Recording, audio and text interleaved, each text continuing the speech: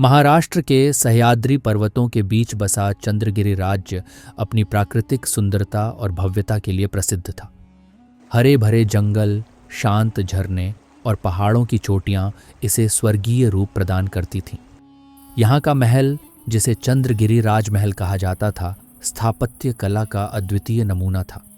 ये राज्य अपनी राजकुमारी तेजस्विनी की खूबसूरती और बुद्धिमानी के लिए भी जाना जाता था। तेजस्विनी न केवल सुंदर थी, बल्कि युद्ध कला और साहित्य में भी निपुण थी। वह प्रजा की प्रिय थी क्योंकि उसने अपने राज्य के कल्याण के लिए अनेक साहसिक कार्य किए थे। लेकिन उसके जीवन की एक दुखद कथा थी, जो समय के साथ एक श्राप बनकर चंद्रगिरि पर छा गई।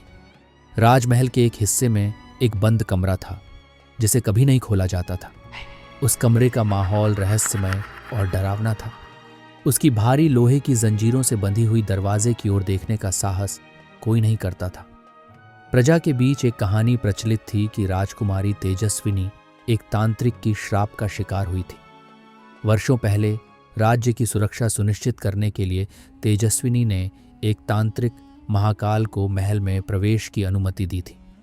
महाकाल को अद्वितीय शक्तियों का स्वामी माना जाता था, लेकिन उसकी नीयत में खोट थी। वह अपनी काली शक्तियों का उपयोग राज्य को नियंत्रित करने के लिए करना चाहता था।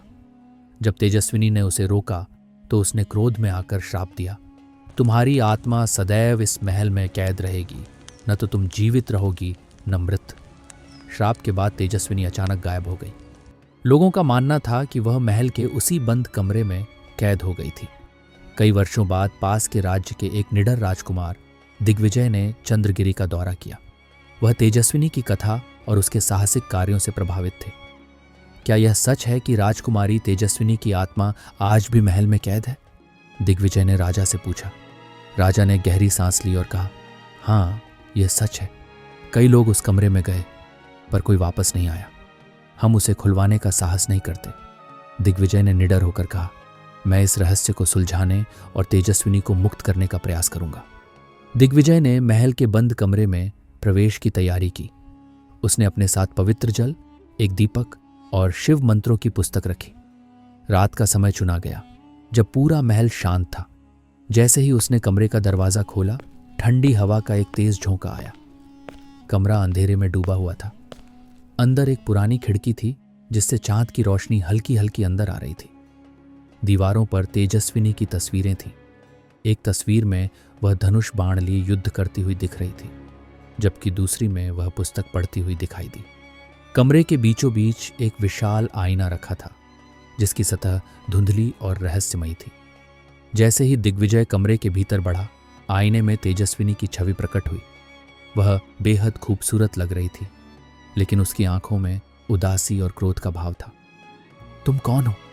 तेजस्विनी की आवाज गूंज उठी। मैं राजकुमार दिग्विजय हूं। मैं तुम्हें इस श्राप से मुक्त करने आया हूं, दिग्विजय ने दृढ़ता से कहा। तेजस्विनी ने कहा, तुम नहीं जानते कि यह कितना कठिन है। महाकाल ने मुझे इस आईने में कैद कर दिया है। मेरी मुक्ति तभी संभव है जब कोई निडर होकर उसके श्राप को तोड़े। दिग्विजय ने पूछा, मुझे क्या करना होगा? तेजस्विनी ने बताया कि कमरे के नीचे एक गुप्त तहखाना है, जहां महाकाल की राख रखी है।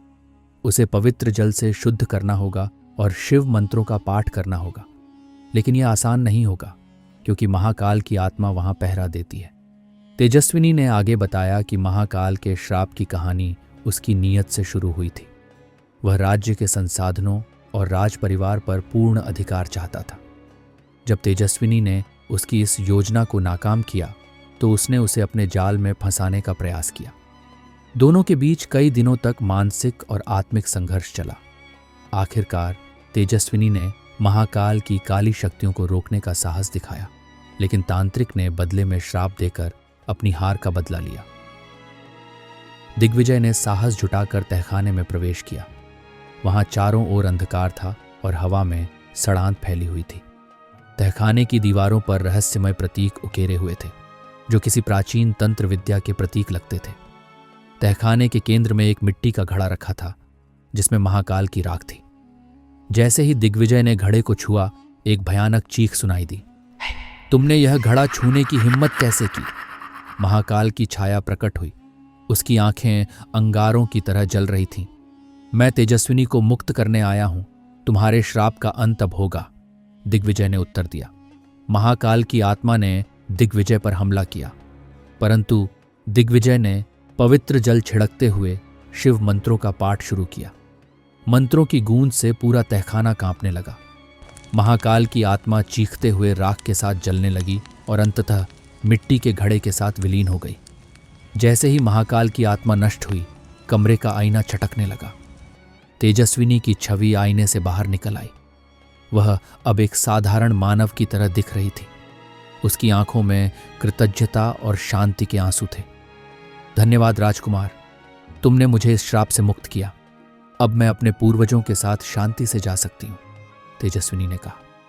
दिग्विजय ने उसे विदा दी और तेजस्विनी की आत्मा चंद्रगिरी के आसमान में विलीन हो गई।